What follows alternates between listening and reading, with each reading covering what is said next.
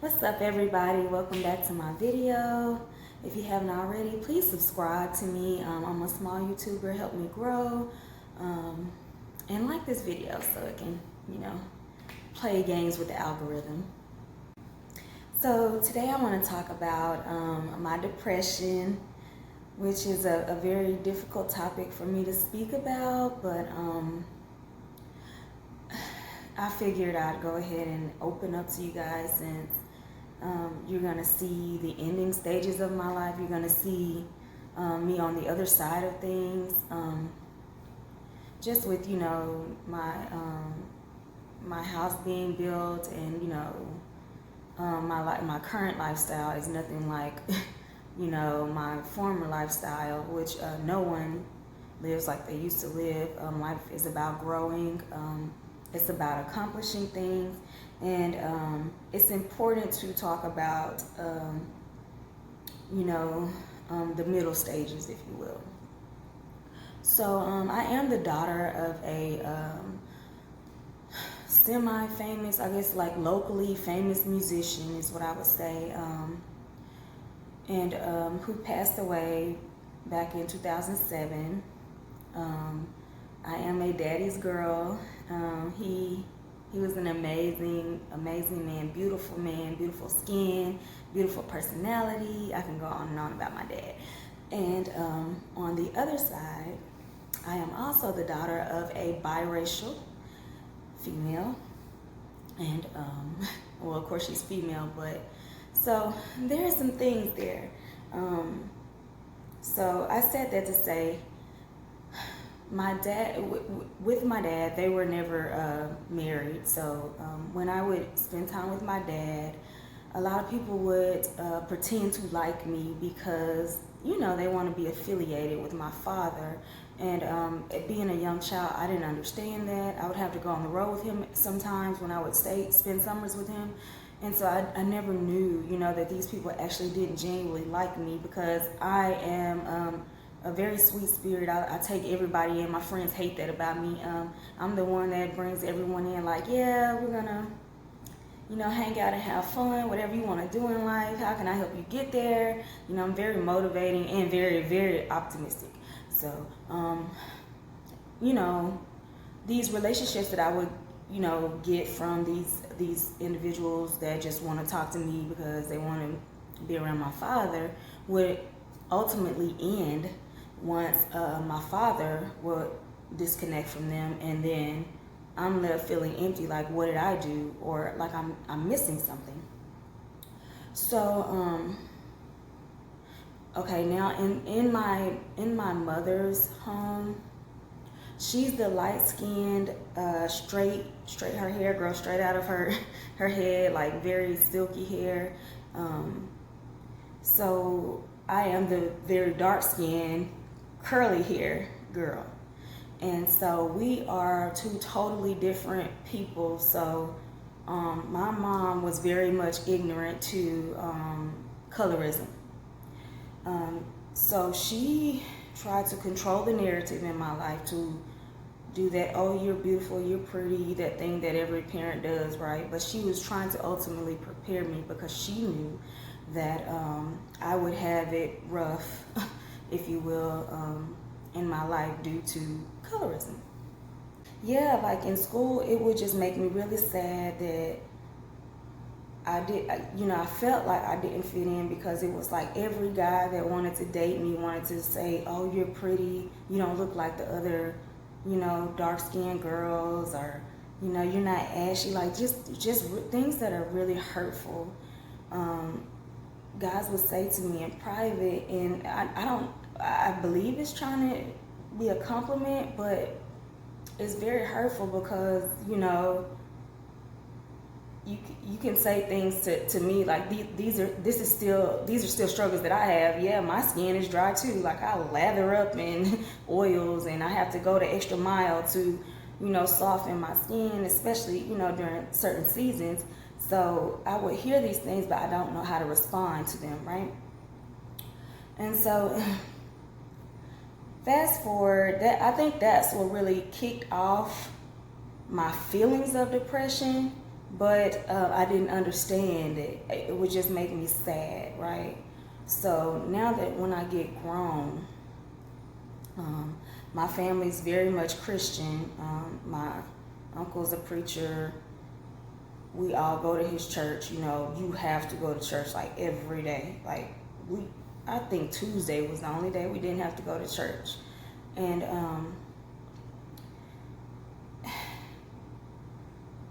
it was just through on me. It was not a choice for me.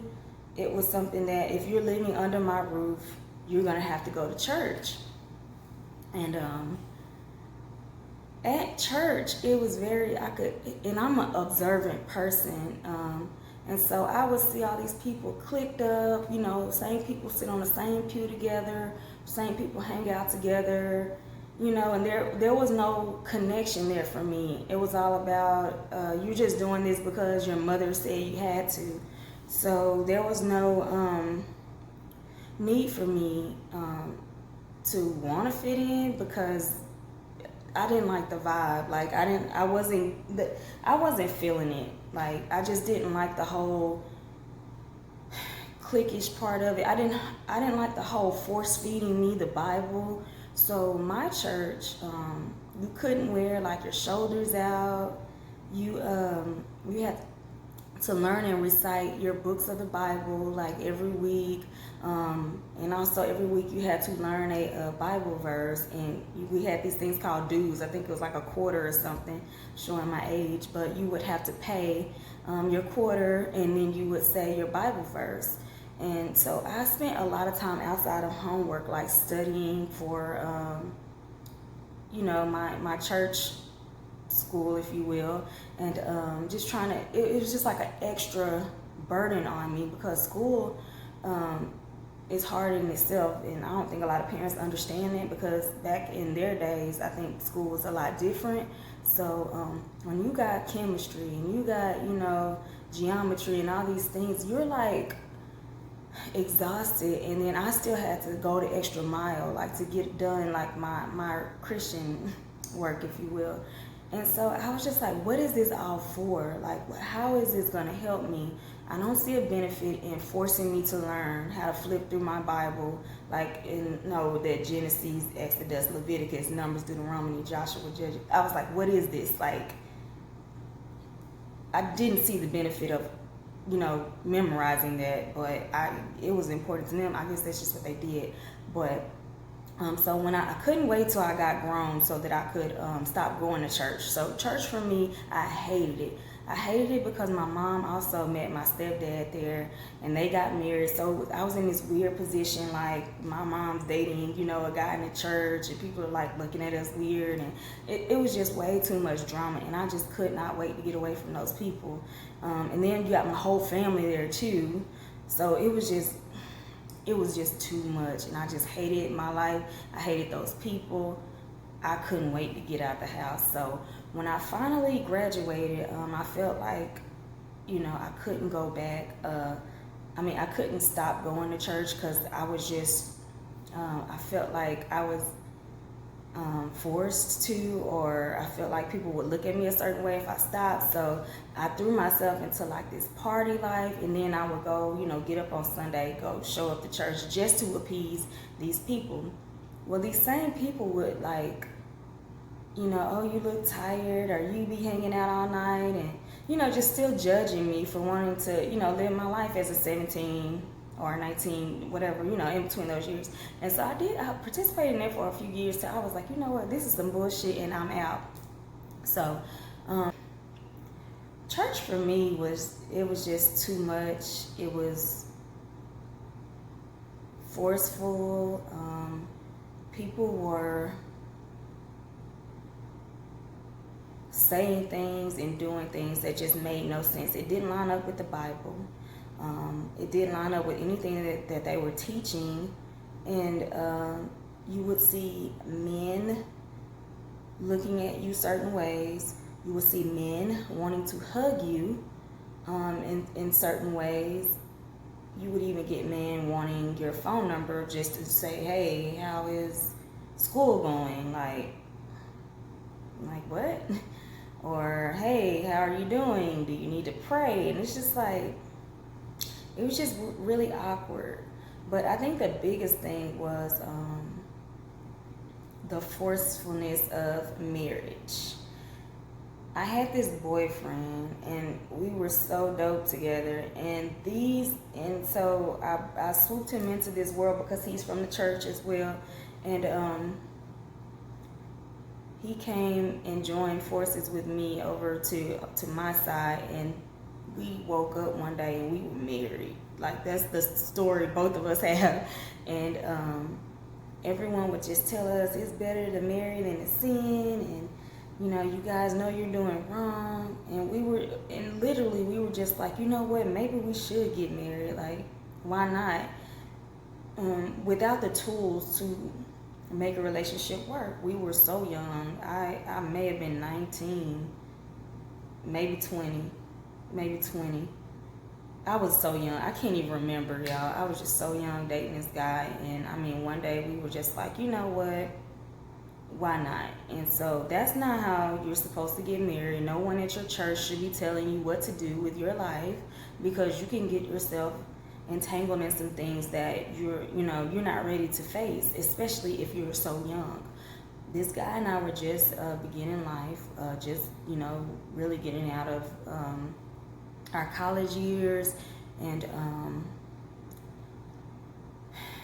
like, it was just so difficult because we were thrown into this world that we had no knowledge of. Like, no one tells you how to be a wife, no one tells you how to be a husband, and you're expected to just get into this role and be good at it, right? And so eventually, I have the ability to walk away from things that no longer serve me. I know what I want, and if things aren't going that way, then I need to reevaluate my situation. And so I made the choice to leave the relationship, because I wanted to actually live my life. But in leaving it, I had to leave that church. I didn't want to deal with it anymore. I didn't want to be around those people, and I just didn't want that for my life. And the guy, he just didn't understand that. He's caught up in it, and he's, just forceful with it. Like, he didn't want me having friends. He didn't want me hanging out. He wanted me to sit in the house all day. And while he's out doing God knows what, it was just a lot going on for me. But, we were young, and I don't blame him for anything. He doesn't blame me for anything. We're still, very cordial till this day, and we will be, because we knew that we were forced into a situation that neither of us were ready for. Okay, so when I got out of the whole church thing, I was done. It's time to party. And I found like these great group of friends that my cousin introduced me to. She was like, hey, come hang out. You're just getting a divorce. You shouldn't be sitting in the house. Just come hang out, let your hair down. I'm like, cool. And like, it was this big group of people, and they were just very inviting to me and welcomed me with open arms. And like, for the next maybe 5 years, I had this friendship with these people, and life got a lot better for me. Fast forward, I met a guy here, and he was security at the W Hotel here downtown, and he would like always let me go into the parties, right, the celebrity parties. So I got these trifling ass friends, and we're going to the parties, we're hanging out, and we're drinking, having a good time. Like, I've lived an amazing life. That's what I can say. I've lived an amazing life. And I didn't realize that, so I began dating the manager of a celebrity. And I met him down here All-Star Weekend, and he would we would continue dating, I guess. And he would come, to Dallas every so often to visit and hang out. And he just showed me so much, like when it came to food and when it came to lifestyle, like shopping, like it was just a whole new world. And I think it's because I was young and naive, and you could, at that point, you could entice me with like Bath and Body Works candles or something like it. I wasn't a fully grown woman at the time, so it was like you get me a little bitty Dooney and Burt bag, and like, I'm good, because I didn't know, what to ask for or what to choose, and I'm just in a world that, I do not come from and I know nothing about. But I didn't, and then turns out the wife calls me, and she's like going off and like, you should have knew he was married, and you're young, and what do you think was happening? Like going off on me, and I'm like, you need to go off on your husband, because I didn't even know he was married. Like how am I supposed to know? And so that just let me know that in the dating world, like a lot of these guys are greedy. They just want to get what they can get. They want to see what they can see. And in that time when I'm getting treated well, I'm getting massages, or like spa day and nice dinners. I can go on vacation, but you're doing all of this and you got a wife at home, and so that just let me know that this is gonna be really bad for me. Like I'm so young, how am I gonna find someone that is quote unquote faithful? Because I'm thinking that, I'm structured to think that, someone has to be faithful to you, and you got to force them to love you, and they can't have the freedom to make mistakes or choices because they're quote unquote married to you, and so, or in a relationship with you, if you will. And so that opened my eyes to marriage. That opened my eyes to say, what was this man missing? Is it something she's not giving him, or is it something he's not giving himself? And so I'm reading an article one day, and I learned that it's never really about you when a guy is cheating on you. It's about himself. He's an individual. He's going to get away with whatever he can. Unfortunately, just a lot of women are living this life, and that just made me sad, because he has so much access. Like if he's managing celebrities, he has so much access. There's no telling how many, of me he had around, the United States or abroad. There's no telling. And I felt bad that his wife even had to call, even had to get into his phone. And if y'all are doing, catch your man doing something, please don't call the other person. It makes you look even worse. Take your L, pick your ball up and go home. Deal with that in your own space. But that other person that's sleeping with him or spending time with him, that they have nothing to do with that. He's gonna, the 100% it needs to be on the guy. I'm confused as to why women like to go after the other woman, other than jealousy, other than it's easier because they sometimes can't leave their situations because of financial reasons. So it's well, I need to lash out at someone, so let me go try to belittle or talk crazy to the other woman to uplift myself, but yeah. So things like that, situations like that just made me look at the world and the dating world totally different. And it's just where are the real people? Where are the genuine people out here in the world that just want to get with you and live this amazing life? Why do you have to have this drama? Life shouldn't be that hard. And so it just made me feel why are we even here? If this is all a game and we're going to play with each other and scheme and scam each other, out of your feelings and emotions. Like, why even do it? So then I'm like, I'm done dating, right? Cut off. Because I just don't have the energy to put into that. And then you may not be real, right? So then I started just being friends. I would stop it at the friend level. So I can meet a guy, but I'm only wanting to be cool with you. I'll throw you on one of my girls before I decide to date you, because I don't have time for the emotional trauma, if you will, that it's gonna bring.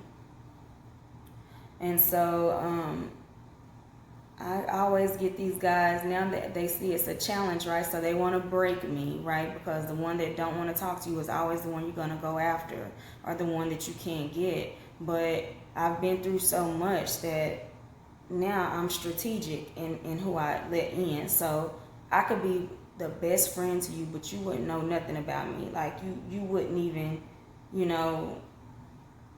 wouldn't know my name, where I live, anything like that. But we can be so cool. Like, I'm down to be cool. I'm down to hang out. But when it gets personal, I want to keep that to myself. Then I get around people. So since I'm a motivator and I want people to do well, I have to realize that everyone around me doesn't want to do well. That also makes me sad, because this life has so much to offer, but a lot of people don't want to maximize their potential, but they want to live a lifestyle as if they did do the work, right? And it's so strange.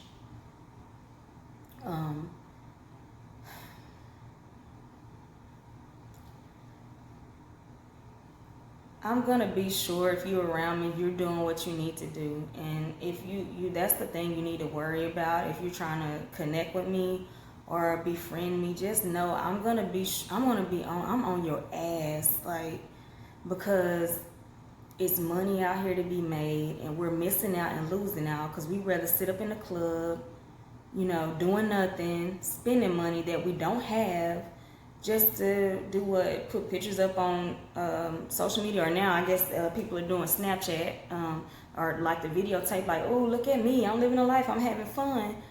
But it's like, we doing this for what? Like, it's like a look at me kind of thing. So it just made me, it makes me sad that people do not want to actually put in the work to live this life, because you could actually do these things and afford to do these things if you would put the time and effort and energy into your income. And I'm thinking, like, you spend so much time and money on like partying and doing all these things, like living this life, but when you go home, you broke. Like, you barely can buy groceries, you barely can put gas in the car. And so it's like, why are you doing this? Why are you living this lifestyle? And so I'm just saying, like, it's so real out here to where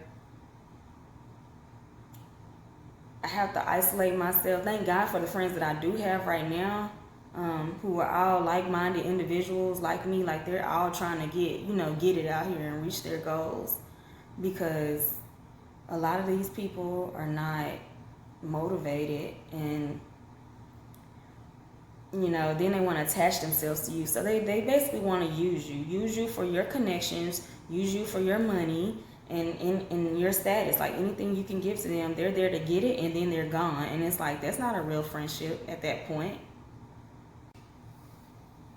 So now depression has gotten control of my life seasonally. So Christmas time is very difficult for me because of my disdain for religion, and I mean organizational religion. And I just see people walking around spending money they don't have, to buy things that they don't need, right? And people are like fake happy. They're walking around just smiling, and they have that holiday cheer. But for me, so the same way people get holiday cheer, I get holiday depression. And that's the time when I see a lot of people spending like money. Like I've seen people file income taxes early and get loans on them just to go buy presents for children. And I'm like, what are you teaching your kids? You know, you're going to teach them to go into debt for material things. And so you're creating this pattern, if you will, of poverty. And it just saddens me because people are, but it's at the same time, it's the one time of year people can be happy, and I get that. People can, you know, enjoy their life, if you will, but in their family. That's so a lot of people are happy because, you know, their family can get together and have a great time. But it's just like, what are we doing? The principle behind it, because Jesus wasn't in the Bible. Jesus wasn't even born at this time, and it's commercialized. Like, you guys are participating in the wrong aspect of Christmas to go broke to give people presents. It breaks my heart. Like, I cannot go shopping during the holidays because I get extremely sad. And so I have to kind of go into a shell. It's hard because I can't give that holiday cheer in my home to my son. I really don't want to buy him anything. I don't want to go through the motions. Like, I don't want to, like, one year, like, I refused to put up a tree, and like last minute my husband was like, we need to think about our son. Like, just do it because this is what, you know, we do. And, you know, I reluctantly, you know, I did oblige, but I just didn't. I couldn't get with it. I didn't want to create a facade in my household of a fictitious narrative. So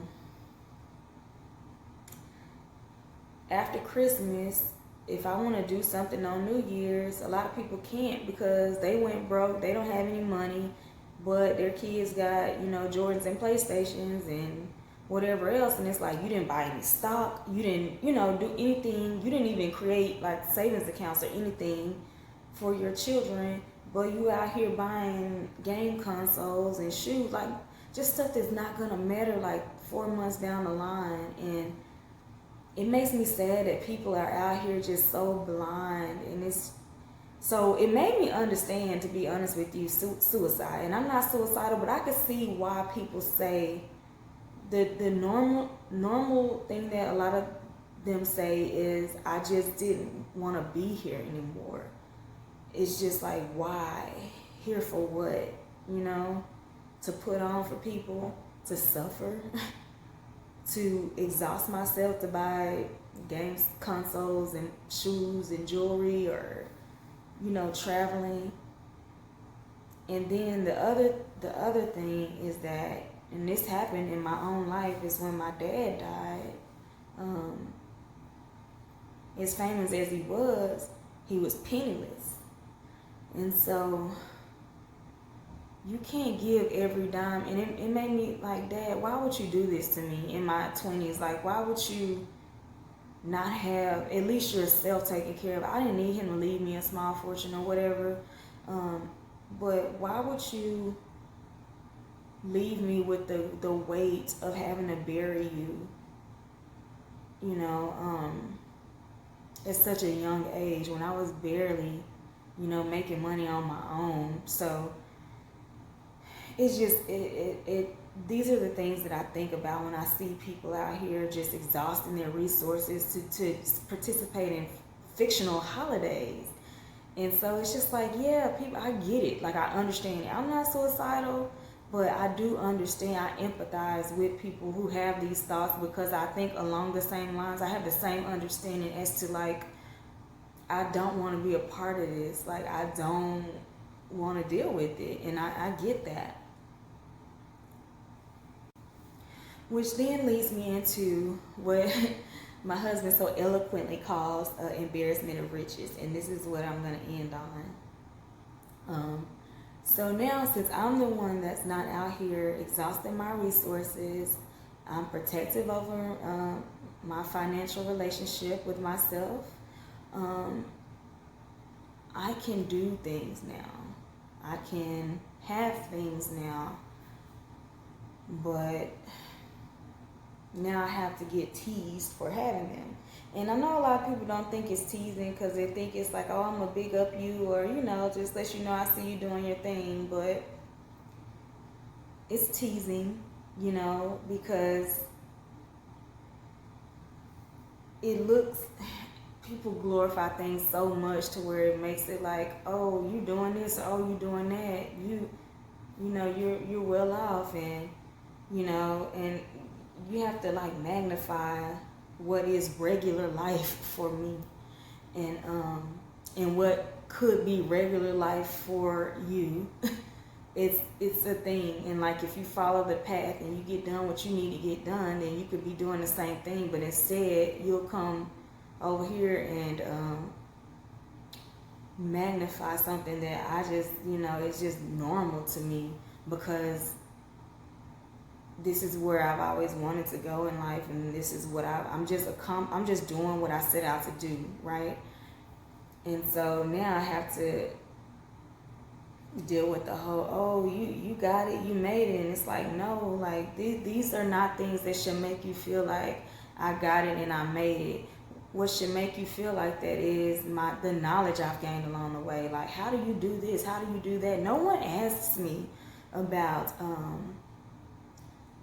money. No one asks me about the how-to. Everyone asks me what year is my Range Rover? How much is the note? How much is the house? How much is the other house? How much does it cost to put a pool in? Like, I'm getting all this, like, so you can count the pockets, but they don't understand, like, behind all of that, you got my husband out here grinding like hell, you got me out here grinding like hell, and we both just got a financial understanding that we got somewhere we're trying to go, and we're trying to build, right?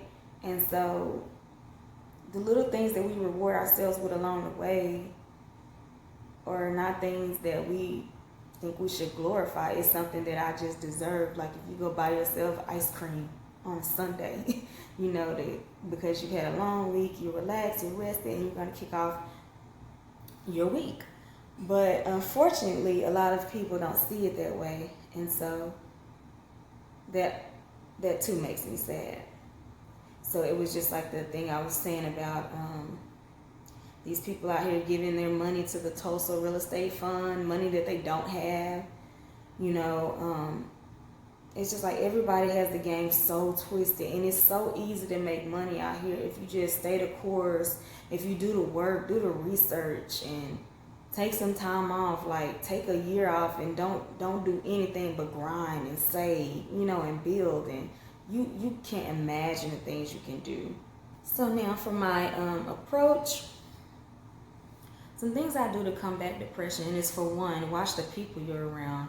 I am fortunate enough to have an amazing group of friends that are like-minded individuals, as I stated earlier, that want the same things out of life, want to reach goals. We use each other to see how we can get there. We encourage each other, we motivate each other, we support each other.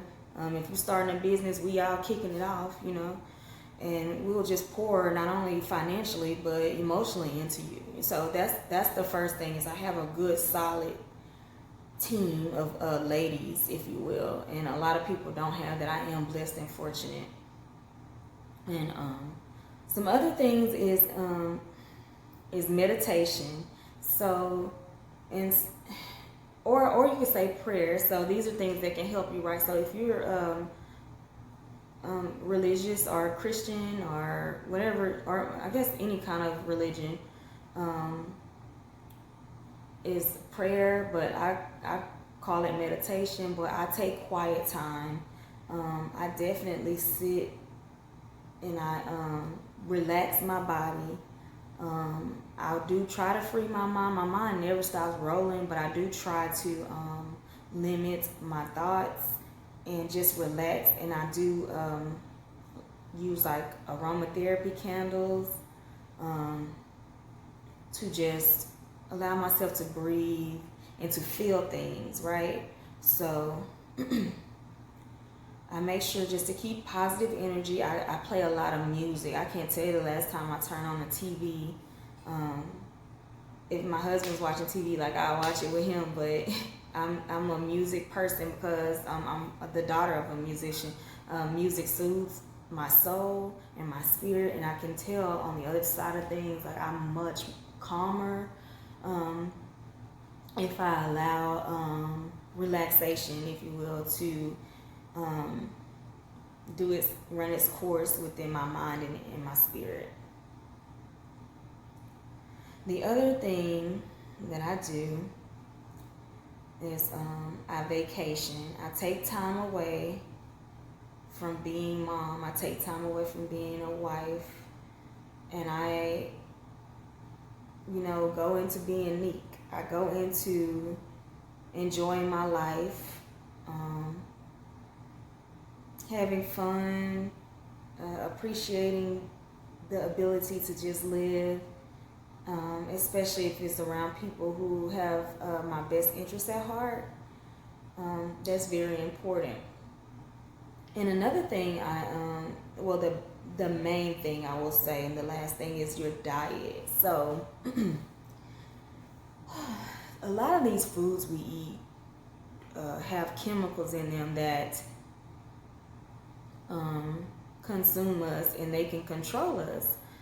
They control the way we think. They control the way our body reacts, and that's how you get like cancer, diabetes, heart disease, just by the kind of foods we eat. So there are times in my life that I will go meatless. There, like in a month, say like during the entire week, I won't eat meat, and maybe like on the weekends I'll go get a steak or something. But I try to do like a lot of vegetables. I try to do a lot of fruits, grains, and beans, just to kind of cleanse my body, because a lot of that weight that we carry, a lot of that waste that we carry is just build up, and it affects your mood. It affects your attitude towards others. So it's very important to get healthy green leafy vegetables in your system. It's important, to stay away from starches like potatoes, and things like that, because they turn to sugar. So just learn about food. Learn about what you're feeding your family. Just try to make the best decisions. Now, am I a health nut? No, by any means I'm not, but I do realize that like when I let go of meat, I lose weight immediately. Like I can go 2-3 days without meat or soda, which is a bad habit I do have, is sodas. And it stains my teeth and everything. So I'm waiting on my dentist now to go open up. And so if I cut that stuff out, like immediately my skin is better, I'm glowing, my stomach is flattening, and just everything about me is changing. So definitely what you put in your body is very important, and it affects what comes out. So I hope this helps someone who's dealing with depression. I did not touch on my anxiety, but I will say it's there. And if you don't know what that is, it's when your heart gets the bumping out of your chest. I did have a very, very bad episode years ago where I thought I was having a heart attack, and I went to the ER, and they were like, "Girl, your rate is way up there." I couldn't remember the numbers, but it's anxiety. But I do refuse right now medicine. So what I do use is, and I'm going to do a shameless plug, it's not for me, but look up therapy for black girls on Google, and they're going to give you some therapists in your area that you can actually go talk to. These ladies take insurance. Some of them won't even charge you. They'll do it, for free. if you're really in need. It's just a good support system. But that is what I've used. That is how I became diagnosed. There are other things that happened to me, but I just wanted to let you know triggers, because I don't like to speak about my personal life. But there's a lot of other heavy things that I carry that I do not speak about, but they are there. And then lastly, shout out to my husband, because he have to deal with that. Like when I'm not in front of this camera, I'm not talking shit with y'all. Like he is there like all the time, and he's best he can. He's trying to be understanding, and I am very, very blessed to have a cornerstone. Like I probably couldn't do it without him. I know I couldn't, but just get around good people, eat good food, and live a good life, and stop spending money, on things you don't need. Like that's ridiculous. Anyway, I hope we're still friends after this. Bye.